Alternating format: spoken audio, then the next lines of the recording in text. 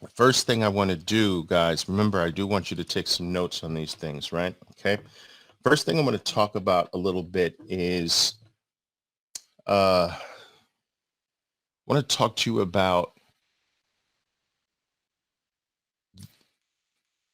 how money has historically gone through various stages to become money.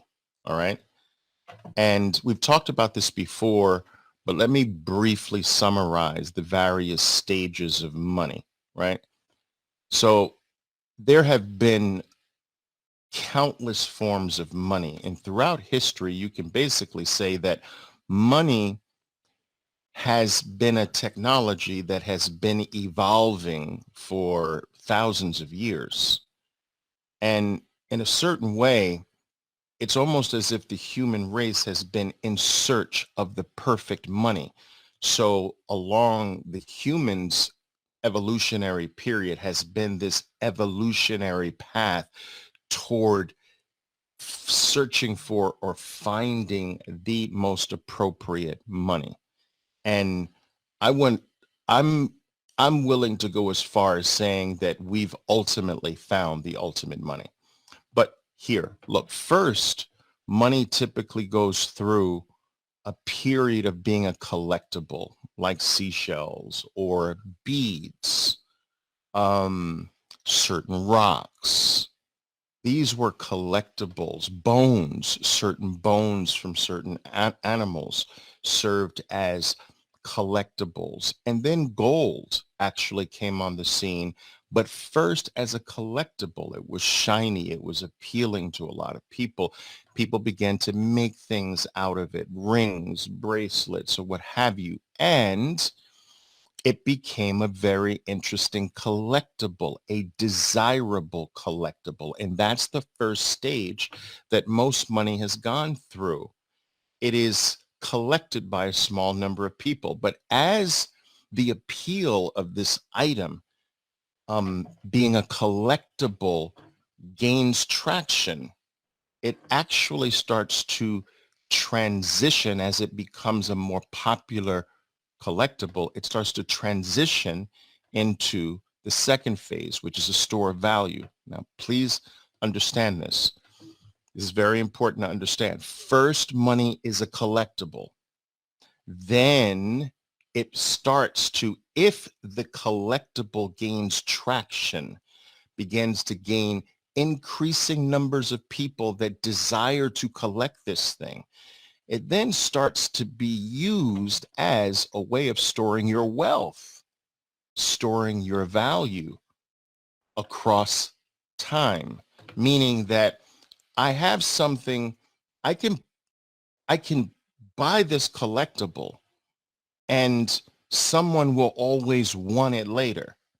And so I can buy this necklace and put it in the vault somewhere, and I can always sell it. I can always take it somewhere and exchange it for what I want. So the second phase is a store of value. All right. Now, it is during the store of value phase, as more people begin to use it, not as a collectible anymore, but more as a store of value, the price starts, or the value of the item starts rocketing upward. Now, as a collectible, not so much, but it's the second phase where the price or the value of of what used to be a collectible but now is being used as a store, a vault, all right, a way of putting my excess here in the meantime because I don't need it right now. That phase is where you see the value just rapidly, exponentially rise. All right. This store of value phase goes on for a while. Now, after the store of value gets deep penetration with the population, so the vast majority of people are storing their value in this item. and this money. All right. The price stops going up as much because the vast majority of people are already using it as a store of value. So there's not many new people coming into it. All right. So the price starts to stabilize and not go up as quickly or as rapidly. Very important. And this is when the price stabilizes, it begins to be used more frequently as a medium of exchange. Now listen to me carefully. Medium of exchange means I'm changing this item for something else. I'm changing this item for coffee. I'm changing this item for pizza. I'm changing this item for clothing. I'm changing this item for a car. I'm changing this item for a house. But it's not used as a medium of exchange until the price starts to stabilize. Why? Now listen to me carefully. This is important to understand, and we're going to drive this point home. There is a huge opportunity cost if you begin to use the store of value as a medium of exchange. So for instance, the first person who used 10,000 Bitcoins to buy 2 pizzas, what is 10,000 Bitcoins worth today? What will 10,000 Bitcoins be worth 5 years from now, 10 years from now? Exponentially more than today. And today, 10,000 Bitcoins is worth hundreds of millions of dollars. There was a huge opportunity cost. There was a huge cost of value phase of adoption. It's being used now as a store of value. That item should never be used to exchange for anything. The opportunity cost is too big. All right. When enough people have entered the item, when the item gets saturated and everyone's using it as a store of value, the price stops going up as rapidly. It might continue to drift up, but there will not anymore be these explosive moves, and you get stability in the price. This is when the item begins to be more conveniently swapped for other things because there's no opportunity cost. You're not going to lose much if you use this item to buy pizza.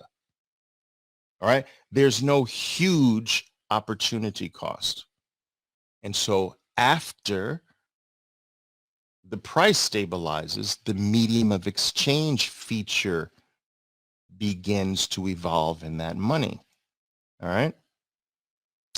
And then after medium of exchange, after a while, people stop using other things to price things. It becomes a unit of account or unit of measurement, which means that you think in terms of the item. All right. Now, today, most of the world thinks in terms of the dollar. They think in dollars.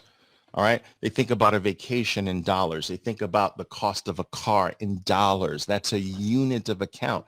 They're thinking in that unit. Wow, that's $10. That's too expensive. They're thinking in that unit. That's called a unit of measurement, a unit of account. But these stages must be gone through first. All right. Collectible, few people. All right. Then more people begin to collect it and it starts to become a store of value. That's the second. And it's the store of value where the price starts to take off. All right. After deep penetration as a store of value, price stabilizes, then medium of exchange. I can now exchange this because the price is more stable. And then after a while, everyone just starts thinking in that item. Wow, that's 1,000 Satoshis, man. I'm not paying for that. Are you kidding me? 20,000 Satoshis? Get out of here. You start to think in the item. That's the last stage. Now, what stage, based on what I've explained to you, what stage is the best investment stage? The best to pour everything you have and to sit on this thing. Which stage? You let me know. Is it the collectible stage? Is it the store of value stage? Is it the medium of exchange stage when the price stabilizes? All right, it's the store of value. That's the very best investment period. What's the riskiest period? What's the riskiest period to bet on a money? What's the riskiest? All right. It's the most uncertain period. All right. It would be the collectible period, right? It's just a collectible. It's a few people who are interested. It's cute. It's nice. It's a few cryptographers that are interested, a few computer geeks that have faith in this thing. It's, it's cute magic internet money or whatever. It's might turn out to be a big thing, but it's a little riskier. The time is short. It's not proven.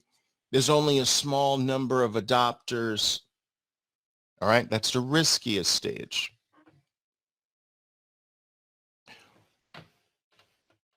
Where do you think Bitcoin is? Collectible,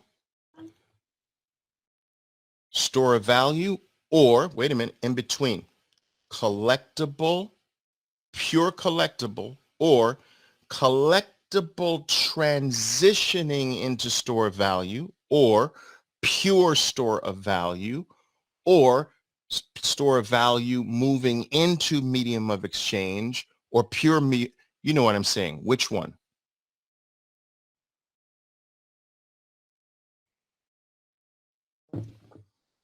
We are transitioning into store of value.